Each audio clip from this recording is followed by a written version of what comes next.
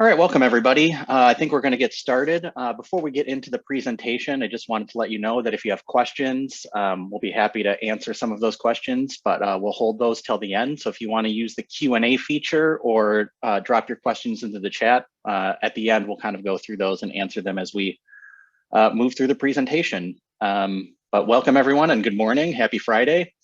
We're going to be talking about thinking vertically in the landscape today. And my name is Ian Wagon. I'm the lead landscape architect at Chalet. I've been in the business for about 13 years, all with Chalet, working on residential landscape architecture. I have a master's degree and a Bachelor of Environmental Design from the University of Minnesota. And I kind of specialize in working on all scales of projects, large to small. And we'll touch on one of those projects towards the end, looking at some new and innovative ways to work vertically in the landscape. So when we talk about thinking vertically in the landscape, there's several reasons why this trend is kind of taking off with the focus on creating outdoor rooms. Oftentimes when we're designing space, people are looking to extend their livable space from their house inside and outside. So working vertically helps minimize disruption to the space on the inside, and also helps to frame the views that we're looking at, helps to screen views that we don't want to look at or want to block people from looking in. Why vertical elements? They take up a lot less space, and there's so many different interesting options that you can use to kind of screen or enhance spatial design. So we'll talk about plants that are super useful, some very new to the market, some tried and true. We'll talk about structures, looking at garden walls like you see in this picture on the right. We'll talk about hybrid options, using structure and plant material to kind of create the best of both worlds. And we'll talk about some of the pros and cons of each of those elements. So why do we use vertical elements in the landscape? We talked about creating rooms, but we can also control kind of our climatic exposure, controlling how sunlight gets into our house, which can affect heating and cooling costs, maximize impact of nice summer breezes, screen out really rough winter breeze or winds. You can highlight certain elements of architecture, reinforce sight lines, reinforce movements, direct people how to move, all with these kind of garden elements that frame and control space. The other nice thing too is by using some of these vertical elements, especially with new construction, we can start to reconnect new homes or homes that don't really have a lot of character back into a neighborhood by borrowing some of those vertical elements that we see, from the surrounding properties. You can also help create well-defined and comfortable spaces. So on the right-hand side, you'll see kind of a little sketch and drawing here. This is a drawing of a site analysis. This is one of the most critical pieces when looking at designing and adding vertical elements to talk about in controlling exposure, enhancing views, defining how our spaces are going to lay out on site, looking at taking cues from the architecture. That's kind of the first thing that I, as a landscape architect, will look at is what is the home telling me and how can I embrace connecting the landscape to the home so that it all feels coherent and as one piece. Oftentimes, especially with new construction or urban construction or dealing with buildings that are really tall, it's hard to find vertical elements that can kind of scale those buildings back down into the landscape. And that's kind of where some of the plant material we'll talk about will be extremely useful. But as I mentioned earlier, we're talking about controlling microclimates using plant material or structures.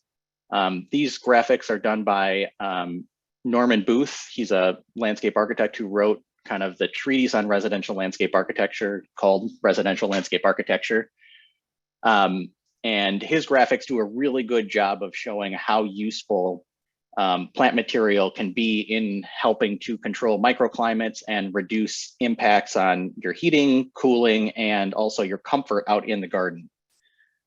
So one of the things we'll look at is using plant material vertically to help block summer suns and prevailing winds, and enhance prevailing winds in the summer, but also these same locations will reduce the impact of winter winds and allow sunlight to pass through in the winter. So when we talk about locating trees near homes to kind of impact these microclimates, one of the really interesting ways that this is done is using tree material that can help block the high summer sun. So in the summer, your sun angle or solar azimuth is going to be about 72 degrees. In the winter, that drops to about 27 degrees. So if the tree that you're using is branched high enough and located correctly, you can have that sunlight work through into your home in the winter, allowing you to reduce heating costs, but in the summer, block out the really intense summer sunlight.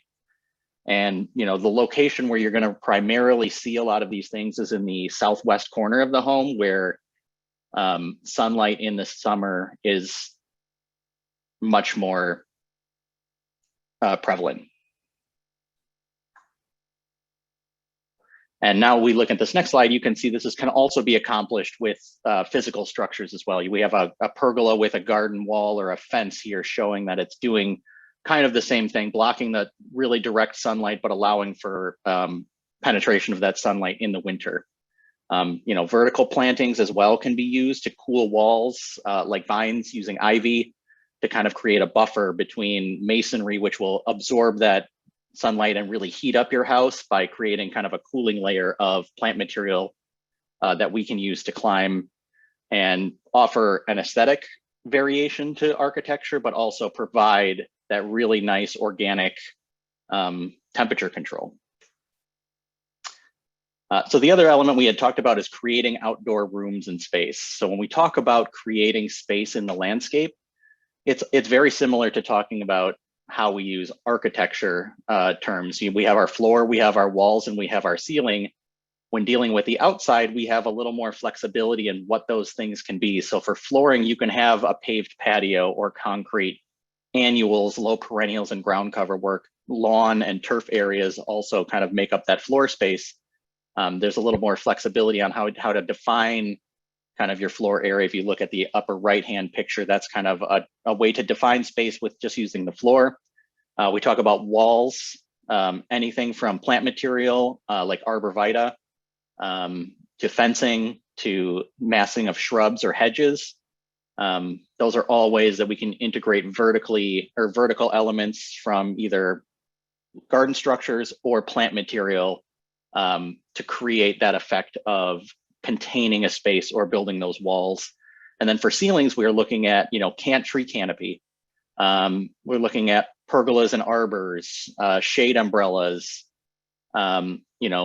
dense archways of plant material when you're driving through an alley on a driveway or something like that. Those all create that kind of feeling of enclosure with ceiling. And that level of intimacy for that space can be controlled by how high that ceiling floor is. So the higher we raise that ceiling, the more open and big the space feels. The lower we bring that ceiling, the more intimate that space feels. And that's all something that you can control vertically within the garden, depending on the approach that you take with either plant material or structures. So thinking vertically with plant material is something we're going to start off with and talk about a little bit about the pros and cons for using plant material to create a vertical structure in the garden. One of the huge pros about it is seasonal change. The beautiful thing about using plant material in the garden is that we can have change and movement and different features throughout the season, whether it's, flowering in the spring to dense canopy in the summer, to color change in the fall, to just the pure structure of a plant in the winter. All of those things add different elements and elements of change that keep the landscape interesting.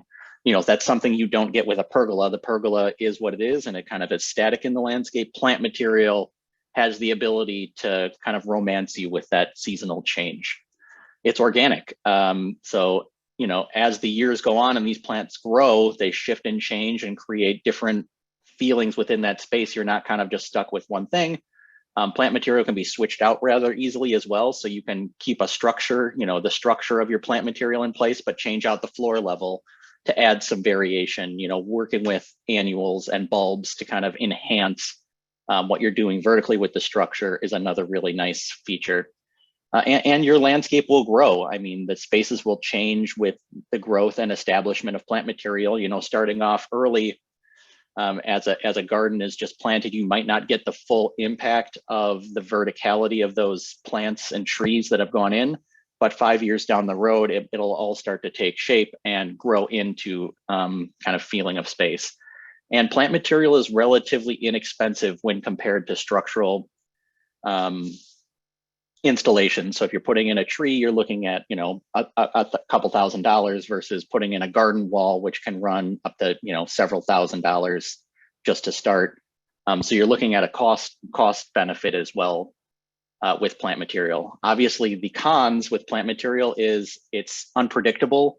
You know, a tree can die. I'm sure many of you have been to the Botanic Garden and have seen their linden alley. That's a really cool visual example of verticality in the landscape using pollarded trees. But, you know, if one of those trees dies or starts struggling, it's really, really difficult to replace a mature tree as part of that. Whereas a structure, you can usually just replace a beam or a post and kind of rehab it that way. So we're going to talk about 3 different types of plant material. You know, arborvitae is a great wall material. You see it everywhere. We don't need to talk about arborvitae. We're going to focus on looking at columnar and fastigiate trees, which are something that we're getting more and more varieties of in the market, and something that's really exciting to play with from a design perspective, just because they offer a lot of character and really interesting forms. We'll talk about ornamental grasses, and then we'll also talk about vines. So starting with columnar and fastigiate trees, these are species that have been particularly selected for or bred for their vertical nature. Their branching pattern is usually really tight and, you know, grow up rather than out, so it can hold its shape in confined spaces. The branching makes it really interesting to look at in the winter when these plants drop their leaves and defoliate, mostly because the branching pattern is almost an architectural feature of the plant. So that's also really interesting. And, you know, in the industry, we talk about columnar and fastigiate trees somewhat interchangeably. I've included the actual definition. So a columnar tree usually has a 5:1 height to width ratio, where a fastigiate tree will be much tighter, almost a 10:1 height to width ratio at full maturity. So the first species we're going to talk about is Frans Fontaine Hornbeam. This is a really established plant that we've been using for years at Chalet, and it does a really, really nice job in urban environments. These plants can come high branched or low branched. In the image, you'll see this is a high branch variety where the branches are starting about 4-ish feet off the ground. They also breed these plants to grow and branch all the way down, so you can get full coverage from the base of the ground to the top of the tree. You know, this is a fastigiate variety, so it's going to stay very, very narrow. You know, it says it can get 30 feet high, 10 feet tall. After 10 years, typically this plant will be about 5 to 6 feet wide. So it is medium growing, but it will take a long time to full into that kind of 10-foot width. So these are often planted close together and become either a focal point in the landscape, planted in, you know, singles or pairs to frame views, or this can be used to hedge a nice deciduous hedge planted really tightly together and allowed to grow into each other. An alternative variety to the Frans Fontaine would be the pyramidal European hornbeam, the fastigiata variety. It does get a little bit wider, but it's also a really nice option that is almost interchangeable with the Frans Fontaine. We use them very interchangeably in our landscape division. The next fastigiate variety we're going to talk about is Crimson Spire Oak. This is a beautiful tree. It's a hybrid between a English oak and a white oak. It has a very nice rounded leaf, so it's very soft in the landscape. And one of the really, really nice features of this tree is its fall color. It's dark green to start, looks beautiful in contrast with architectural homes and buildings. It has that really beautiful kind of dark to pure green. And then it'll shift to that really vibrant fall color, which really adds a lot of impact to the landscape. This is adaptable to most soil conditions, so it's a really good urban tree. And this was a species that was actually discovered in Illinois, and then has been bred here ever since. Some other alternative varieties, there's the green pillar oak. That'll have a much sharper leaf texture, which can be really nice if you're looking for some contrast. Regal Prince oak and fastigiate English oak is another nice option to consider. And then Armstrong Maples. Armstrong Maples is another plant that we use a lot of, mostly because its shape is predictable. It's a really nice tree. It doesn't really spread out and overtake a yard like a sugar maple would. This tree grows very high, deer resistant. You don't run into the roots being as much of an issue with an Armstrong maple because the root zone is more contained because it grows so vertically. So you don't have, while it does still root shallowly, it will not spread out and impact patio spaces or walkways as much because that root ball is much more contained. There's a couple other varieties we can use. Columnar red maple. Armstrong gold maple is a newer introduction that is an improved variety of the Armstrong maple, but it's much less available. But it has a much tighter, more controlled habit. And it's a fast grower. All these Armstrong maples are fast growers, which is nice if you're looking for some more instant impact. So before we get into ornamental grasses, there's a couple other new variations that have been introduced in the market for something a little bit smaller if you're not looking for an anchoring shade tree or something to add that really upright vertical, two-story plant. We have some ornamentals like standing ovation serviceberry is a newer introduction. Dakota pinnacle birch is a newer introduction. And a classic Adirondack crabapple is also an option if you're looking for something a little bit smaller to offer some of the same features, creating that vertical piece to either frame views or to edge space with deciduous plant material rather than arborvitae, which you kind of see everywhere. Those are other options that work really well in the landscape that will stay smaller and more controlled for lower spaces or narrower spaces. So getting into ornamental grasses.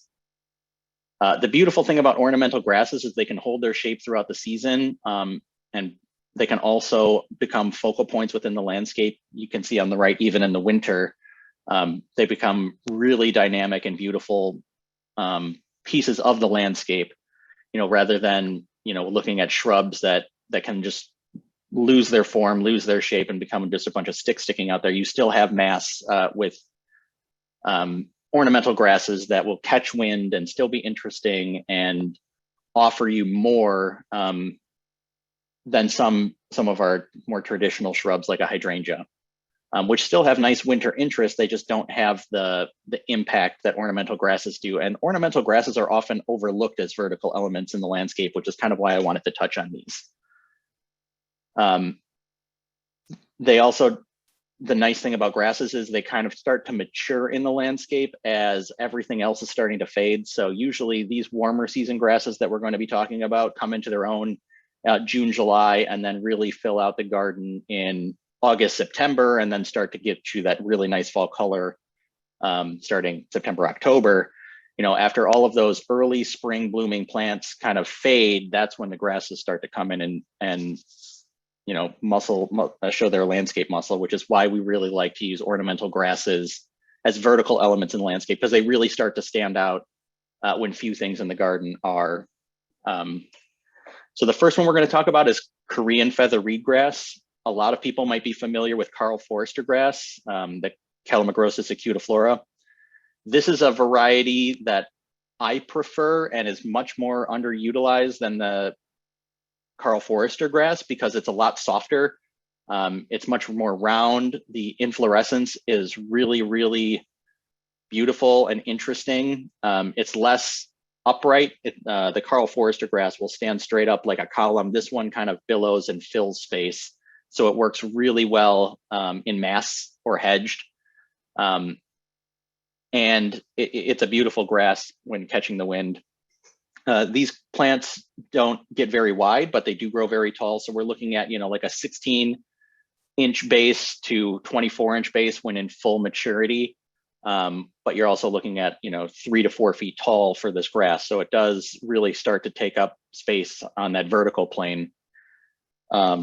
It's a warm season grass. So like I said before, you'll really start to see it come up in June, and then through the summer months is where it starts to kind of stand on its own, while a lot of our early season perennials are starting to fade. Morning like maiden grass. This is another beautiful grass. This is a variegated variety. Many of you might be familiar with Miscanthus sinusus being an invasive species, but a lot of these cultivars are something we don't have to worry about because they have been bred to be sterile. So this is a really nice variety. When the wind kicks up, you almost get that flicker of silver because of that whiter margin of the variegated leaf. And you can see the inflorescence of this plant is really show-stopping, turning bright red in the fall. This is a great variety to use for hedging, for screening, for a focal feature. You can see how dynamic this grass is, either on its own or as part of a mass. It's a beautiful plant. Flame maiden grass is another variety. Not quite as big or robust, but a good alternative that we use often for situations that need a smaller ornamental grass. And then the last grass we're going to talk about is the Northwind switchgrass. That's the grass we looked at earlier that has that beautiful winter shape and form. This is a really dynamic grass, very bright green, really holds its own in the landscape, can also be used as a backdrop to kind of fade in the background. And then in the fall, where you get that really beautiful yellow gold straw color as a really nice contrast to everything else going on in the landscape. And then in the winter, as we see, it's a very robust grass that holds its own. And again, at the end of the winter, kind of that late February, early March, it gets cut back to the ground and allowed to regrow. And it's a really strong performer, can do part shade, can do some wet areas. All of these grasses grow pretty well in clay soils, which is really important for our area. They just need to be well drained. A lot of them don't like to sit in standing water, but as long as that soil is moist, but it can drain, these grasses all do very well. Switchgrass has a lot of varieties that we like to use. Shenandoah switchgrass is a smaller variety. Instead of this 3 feet wide, 5 foot tall grass, you're getting something that's more 2 feet wide, 3.5 to 4 feet tall.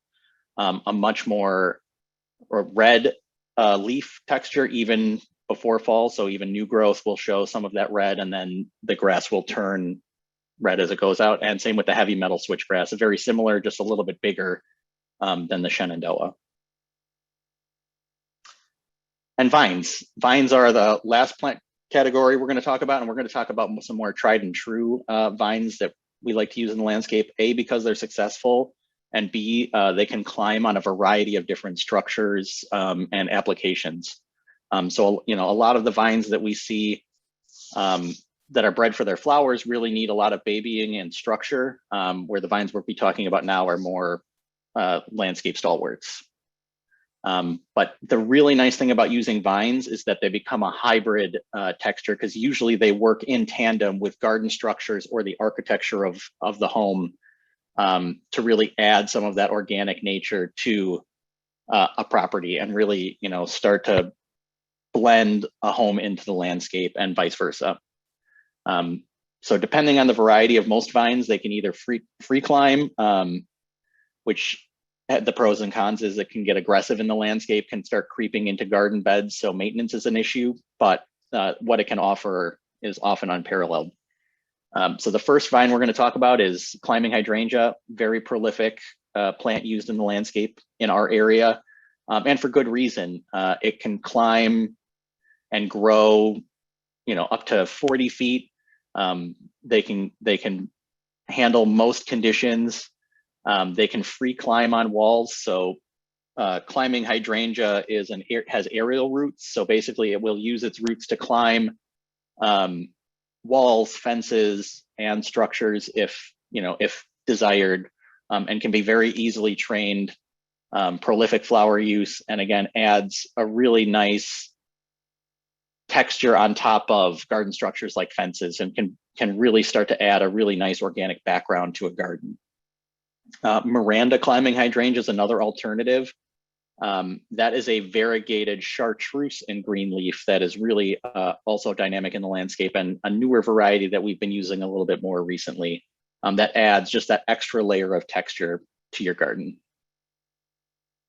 Sweet autumn clematis, another pretty aggressive, easy to maintain and grow plant in our region. Later flowering, which is really nice. Fragrant flower, which is really nice. Again, full sun to part shade, can grow on fencing. Structure is a little more encouraged for clematis, especially if you're going to do an alternative variety. Jackmanii is one that we use a lot. Grows a little bit better on fences and structures rather than kind of free climbing, but another great plant that adds a lot of texture and color to the landscape. And last, Boston ivy. Many are familiar with seeing it at Wrigley Field. This is a great plant as well, very aggressive, adds that kind of layered, classic, traditional texture to a lot of brick homes, really likes brick, can be substituted with other ivies as well. The thing to really note about growing Boston ivy or Thorndale ivy or any of these ivies is that they can be very aggressive and spread on the ground. Some people use them as ground covers as well. So this is a plant that has to be watched and maintained, but the impact is undeniable, especially because that fall color is really dynamic. The texture it adds to a classic home is very traditional and familiar for people. So it's a great application of using plant material vertically to really start to ground and anchor a home into the landscape, especially for homes that have been part of neighborhoods for a while. This is a very traditional application to really enhance and soften architecture. So the next thing we're going to talk about is thinking vertically with garden structures, and talk about a little bit of the pros and cons. One of the really nice things with garden structures versus plant material is that they are permanent and static. They don't grow or change. Your fireplace won't develop canker and struggle and need to be pruned or die. Your fireplace will be there and anchor spaces, or your walls or your outdoor kitchen will really start to define space permanently and won't shift or move. So it's much more predictable. You can style all of these structures architecturally with your home. Growing and training plant material like an espalier or tree arches take time, years, and there's no guarantee they hold those shapes. They require a ton of maintenance. Typically, garden structures do not require that same level of care, and can be customized to match your property, whether it's picking stone to match the home or brick to match the home, the detail work like copings and caps to match windowsills and pavers. There's all these different ways where you can customize these vertical garden structures to really match your space and extend your home into the landscape, which is what we're trying to do, is connect these spaces. They're customizable. You can change heights and sizes and shapes depending on the space and the impact you're looking for. They have instant impact. They're built and they're usually within a week. Once construction starts, you go from start to finish and have a final product, whereas trees go in and you're waiting years for them to mature and grow to really take over a space. You get that instant impact with garden structures. Now, one of the cons of that is the cost associated with building a lot of these materials is exponentially higher than using plant material. So like we talked about earlier, looking at planting a nice 2 to 3 inch tree, you're looking at $1,000 to $2,000 versus building a fireplace or a fire pit or garden walls, which you're sometimes looking at $10,000, $20,000, sometimes $50,000, depending on the scale and the size and how many elements you're incorporating. So cost is a huge factor. And the other thing that we run into a lot in the landscape design industry is permitting, regulation, and engineering of these garden structures is very meticulously maintained by a lot of our villages. So that also adds layers of complexity to the process. Whereas plant material, they really encourage you to use plants and grow plants and put them in.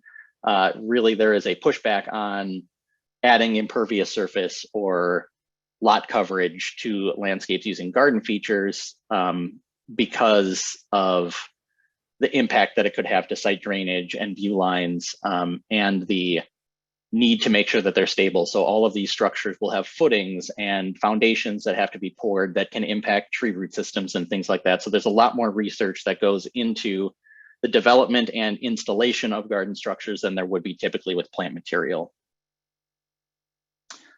So when we talk about vertical garden structures, kind of what are we categorizing in those areas? Anything from walls and fences, pergolas, arbors, fountains can even provide kind of that vertical element depending on how they're situated. A lot of containers on piers can be used as vertical elements in the landscape. Those are, kind of those pure structural elements, but we're also looking at hybrid options, green walls, trellises, using fencing to as a medium to grow plant material on, bringing the landscape and these garden structures together is typically one of the better ways we found to bridge the gap between architecture and landscape. But there are times where having freestanding structures are really important in defining spaces and creating space. So we're going to look at seat walls, kitchens, fireplaces, kind of these more traditional built elements and their purpose. They're really good for framing and defining space. They contain people.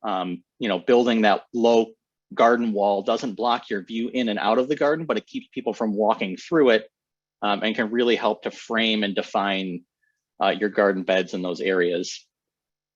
Dual purpose, a lot of times for some of these low garden walls, you can use them to retain garden beds like we see on the bottom right, or to use as extra seating. Oftentimes those walls are set at about 18 inches high, which is traditionally seating height generally. So that's a really nice dual purpose option where you can expand your seating, use it to frame space and also to retain garden space. With a fireplace or a fire pit, typically that's a more focal point feature that becomes something that we're using as a standout in the garden and to create space around those big pieces. So you can see how, the more vertical kitchens and wall systems can use to define space, whereas our fireplace becomes a focal point. So those garden structures can fill all of those needs. Here's some examples of garden structures in action. These are all from chalet projects that we've worked on.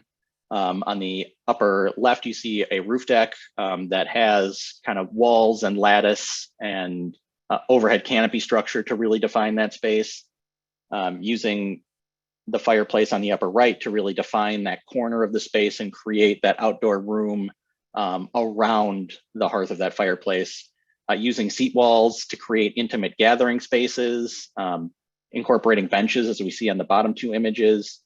And then we talked about containers also being a vertical element that can be used as focal points or to direct the eye into the landscape. That's kind of what we're seeing is all of these applications of seat walls and fire pits and garden walls to frame and define space. Pergolas and arbors. This is probably one of the fastest growing requests that we have seen in landscape is people looking for incorporating vertical garden structures into their outdoor spaces to really give them a destination space, a space that's more comfortable, a space that offers some flexibility from sun and shade, something that defines entertaining space. It's a really nice way to give an outdoor space a ceiling without completely enclosing you. And again, all of these spaces can be adjusted based on the feeling that you're looking for in those space, whether you elevate the roof higher to make it feel much more open, or bring it down and scale everything in to make it much more intimate. Pergolas and arbors are something we're seeing a lot of. And here's some examples of pergolas and arbors at different scales. We have a small destination garden pergola.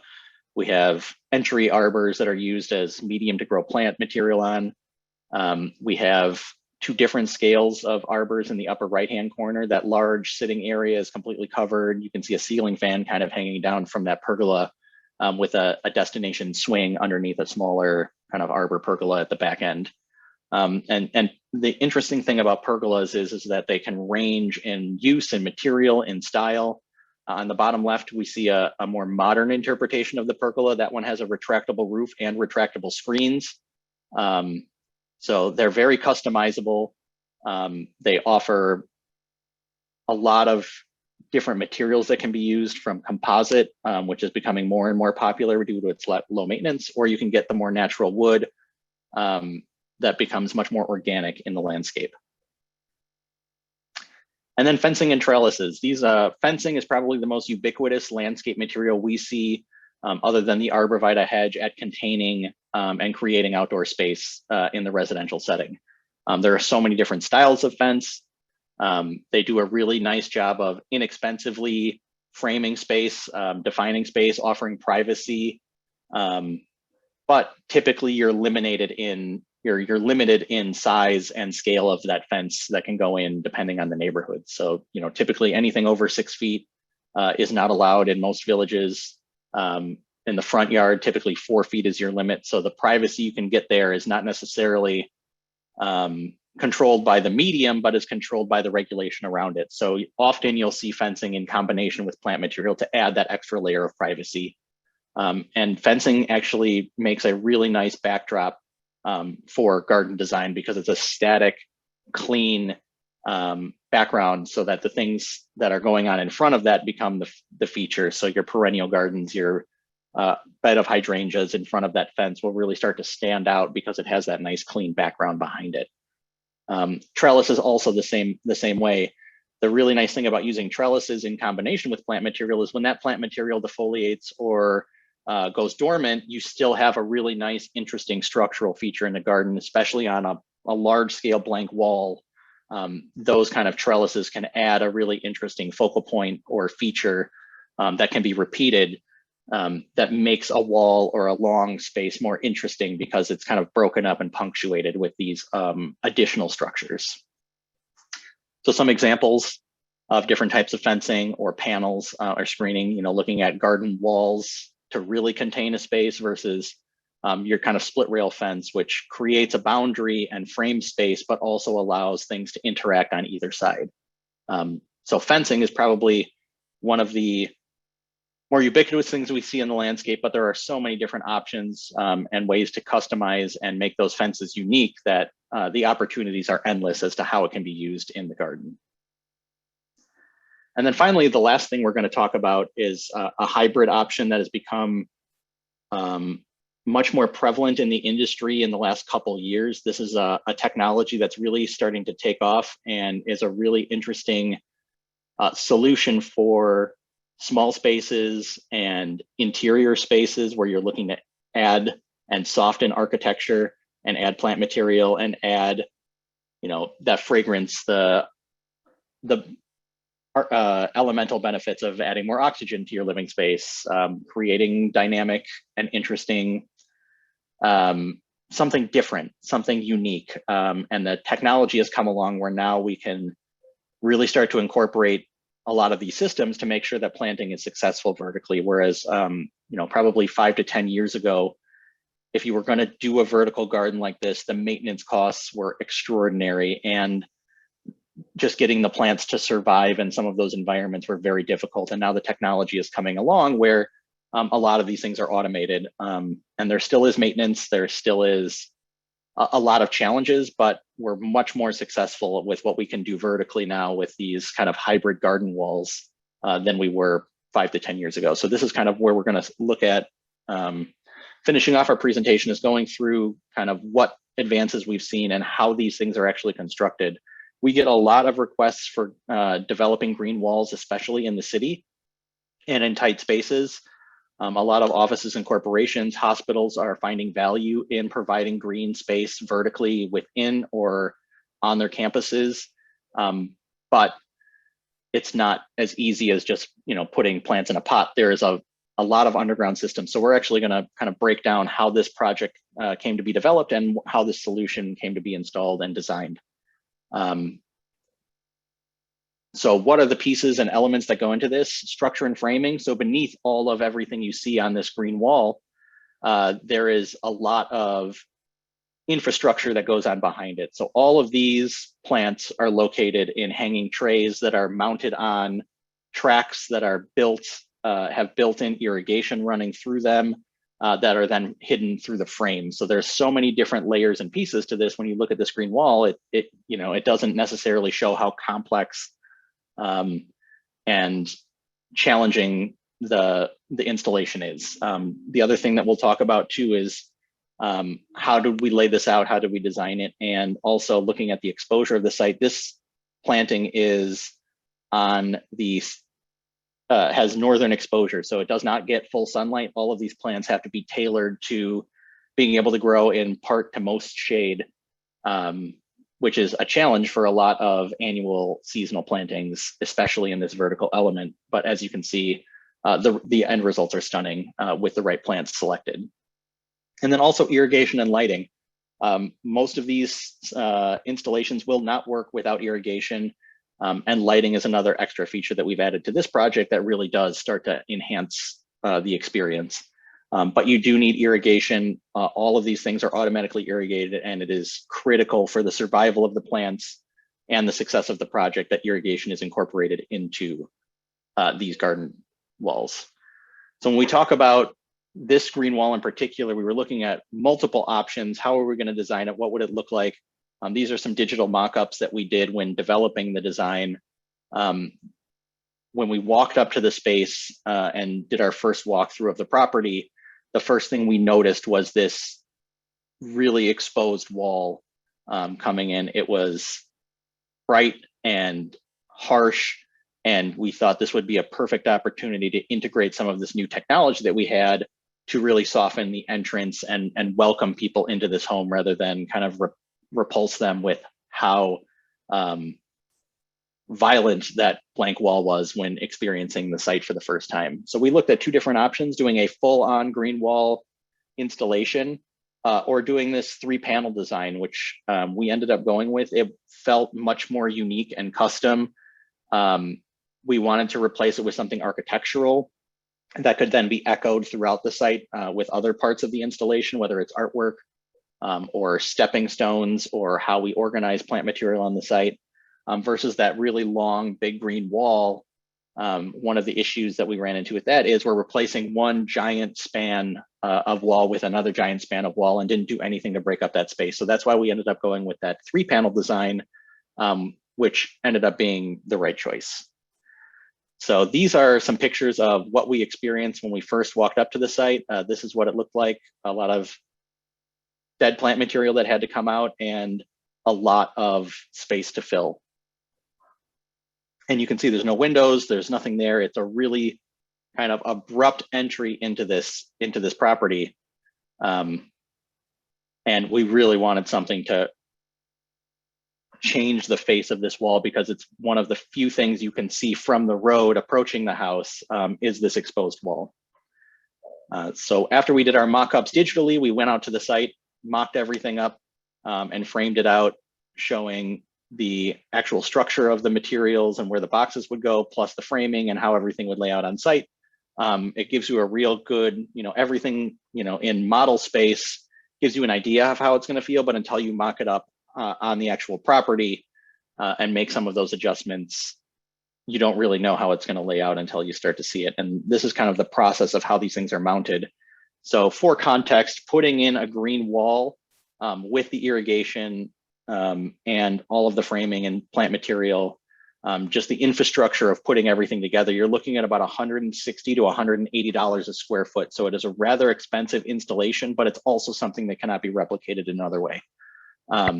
So if you're planning for the cost and expense of it, it can be an unbelievable solution, especially with integrating the infrastructure needed for it.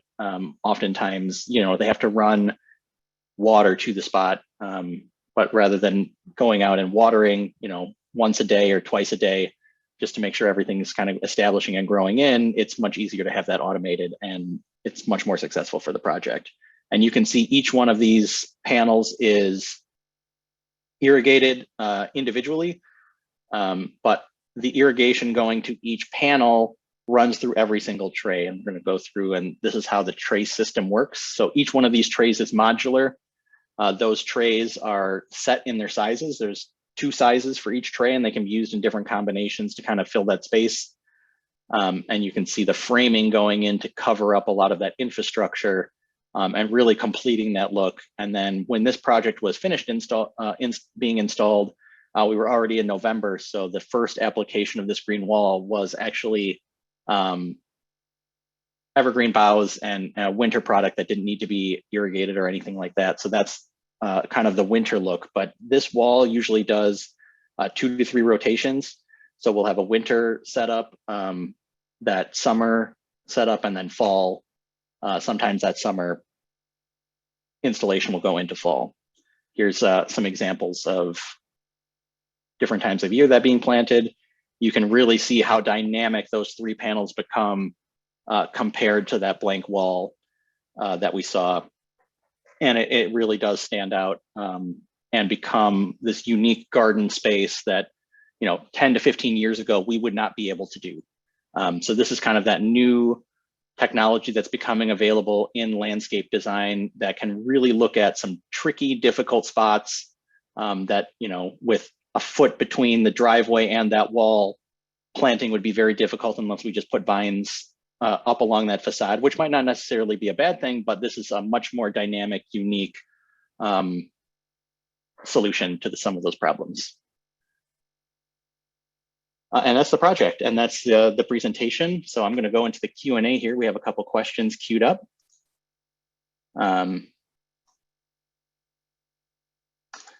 Really enjoying this, but I'm wondering, your curriculum today should include vertical planting, turned in to learn more about how to create living plantings that essentially cover existing vertical surfaces. So I think, Kathleen, thank you for the question. That's something we kind of covered there.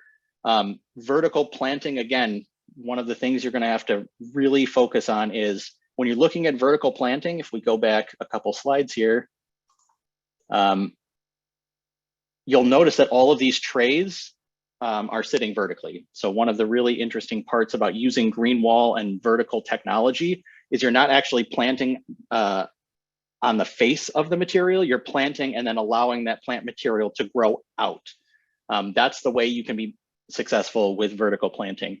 You cannot plant successfully unless you have a full mesh screen, really retaining that soil. Otherwise, as that soil breaks down and those plants grow, stuff starts to fall and shed from those walls. That's why we found that this vertical system where you're growing and training the plants to grow out, with annuals is the most successful, unless you're doing a vine for coverage. So hopefully that answers that question.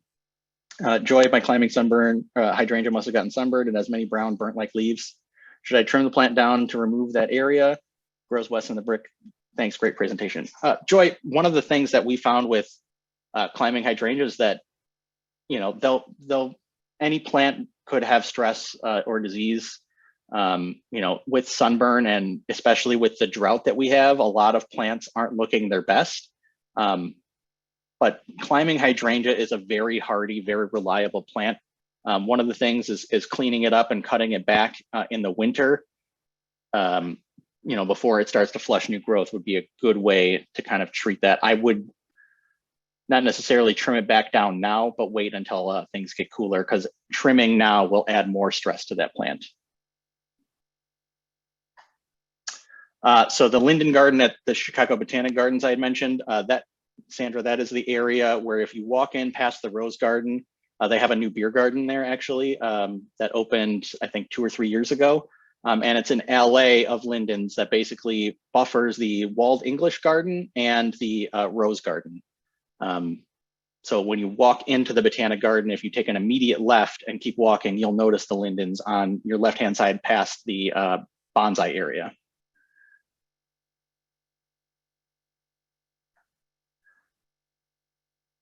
Kathleen asked, you didn't mention liquimar slender silhouette under fastigiate trees. What is your experience with this plant? I've never used it.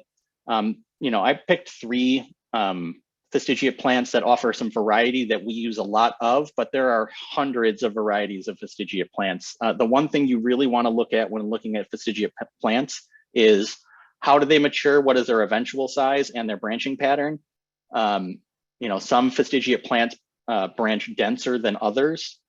So when I'm looking at a fastigiate plant, especially ones I'm not aware of, I always try to find pictures of what those plants look like defoliated so that you can see what kind of winter structure you're working with. One of the most important things when dealing with plant material is what does it look like when it's not flowering? That's one of the most frustrating things that we deal with as designers is everyone is very cognizant of what a plant looks like when it's flowering because every picture you see of a plant is typically of when it's flowering. But what does it look like when it's not flowering? How does that impact your landscape? And what does it add or detract from when it's not flowering? Because most of these perennials and trees and plants that we use, with the exception of, like stalwarts like hydrangea, only bloom for 1 to 2 weeks. And the rest of that time is filled with what? So that's one of the really important questions that I would look at is, especially when dealing with plants that, you're not familiar with or haven't used before, looking at what does it look like when it's not flowering? What does that shape look like? How replicable is it? The nice thing about a lot of the plants we talked about, like Frans, Fontaine, Hornbeam, and Armstrong Maples, is you can very much expect that plant to look like how you expect it to look. They grow very consistently.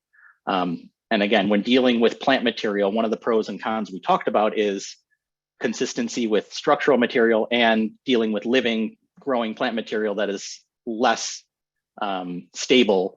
Having something that consistently will perform and the shape and grow into the shape that you want and can be maintained in the way that you want is important. Shelly, yes, it's being recorded. Yes, the presentation is being recorded, and I believe it will be posted on YouTube. And then we have a question: do vines cause damage on masonry? How does the green wall impact the integrity of the brick on which it's mounted? Is the constant moisture a problem? Love the presentation. Thank you. So vines don't necessarily do a lot of damage to masonry. You'll notice that you'll see a lot of old homes that have old growth vines on it. And when the winter, you kind of see the structure of those vines growing up the plant. They don't dig into the brick. They kind of cling to the rough surface on the outside. So you don't really get any penetration into the brick or stone when you see a lot of these vines. So we don't really necessarily worry about that. And, removing these vines, you can basically remove them, have them come off the house and power wash. And typically that's enough to really kind of clean up that surface. So we don't see a lot of damage on the brick. When you're looking at a green wall, those are mounted, with masonry screws. So that is a more permanent fixture and installation. Now, the nice thing about these integrated systems is you're not putting water directly on the house or the brick. You're containing those into the containers in which the plants are planted. So all of that irrigation is funneled individually into those trays, so you don't get moisture sitting on the house itself. Hopefully that helps answer that question. Does the beautiful clematis with the white little flowers get cut down to the ground every winter? Yeah, it can. Sweet autumn clematis is extremely aggressive, fast growing. It will fill space. So you can really beat up that plant, cut it back, cut it down, and get some really aggressive growth the next year. Are there manufacturers who make smaller versions of green walls to hang on a fence? Dave, that's a good question. There are manufacturers that make smaller installations that are less cost, less maintenance, less infrastructure that goes into it, but they are much harder to maintain successfully. When I'm looking at designing a green wall, especially from a landscape architect's perspective, I'm looking at something that's going to be a permanent solution. They make hanging green walls that you can kind of grow in burlap sacks that hang on a frame.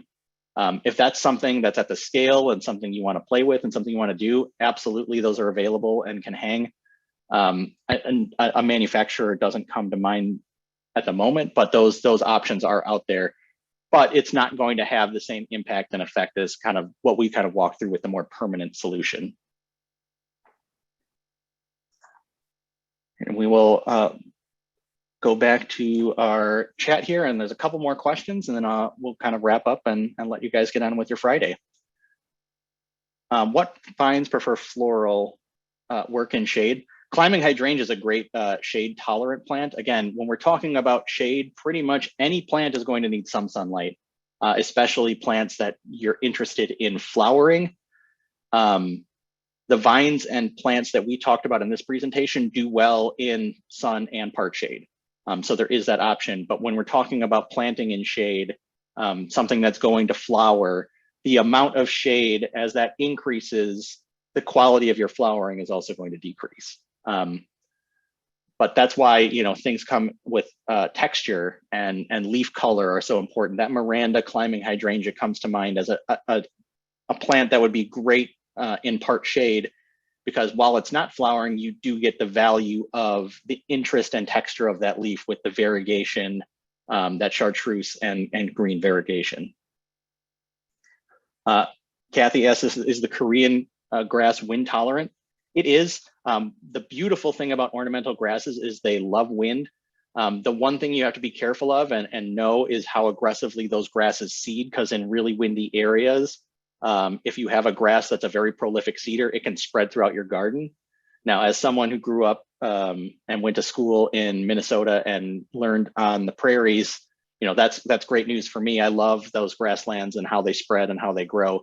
But typically in your normal residential garden, you're going to want to select species and varieties that you can maintain and control and don't prolifically self-seed. But Korean grass is wind tolerant.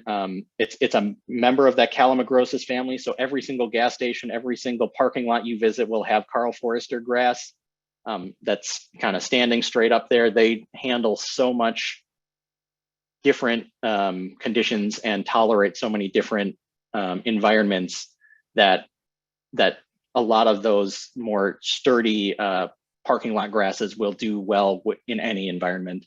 Now, the nice thing about the Korean feathery grass is that it does prefer some wet soil. It can handle moisture in the ground, so it can grow in areas where typically you wouldn't plant ornamental grasses. Same goes with the Northwind switchgrass. The panicum does really well in kind of wetter but still well-drained areas.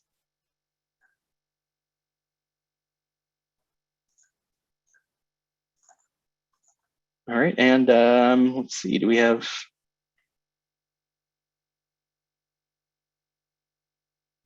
Shelly's asking about her Alfredo viburnum, many branches that are dying and prune them. Once we prune the plant, the bush continues to have branches that are wilting and dying. Could be wrong the plant. It could be a number of things. You know, one of the things that we've been noticing a lot throughout the summer is the real impact that we're having between drought and really intense heavy rainfall. We are noticing that plants are having, you know, we had a great winter. Temperatures weren't really bad, stayed pretty stable. We didn't have 50 below zero, which killed all the boxwood a couple of years ago. We had pretty stable temperatures. We had really nice snow cover from February on. So the ground was really nice and insulated, but then we didn't get rain for about two to three months. It felt like kind of end of April all the way through June. And then we just got torrential rains for week and a half. So plants are really struggling to adapt to that. Also, I would definitely wait and just see how it rebounds. The best way that we found, unless there's a disease or an insect that's, you know, attacking that plant, which is possible, and that's something you can bring into the store and they can take a look at under the microscope. There's so many stresses that can impact plant material. One of the bigger ones that we're seeing is the fluctuation in weather that we've been dealing with for the past about a month. I would say is something that can definitely be a cause to impacting that plant, but it's hard to say without seeing it. So I think that's all the time that we have. Thanks for hanging out with me on your Friday morning, and we'll hopefully see you guys next time we do one of these virtual learning sessions. Thank you very much.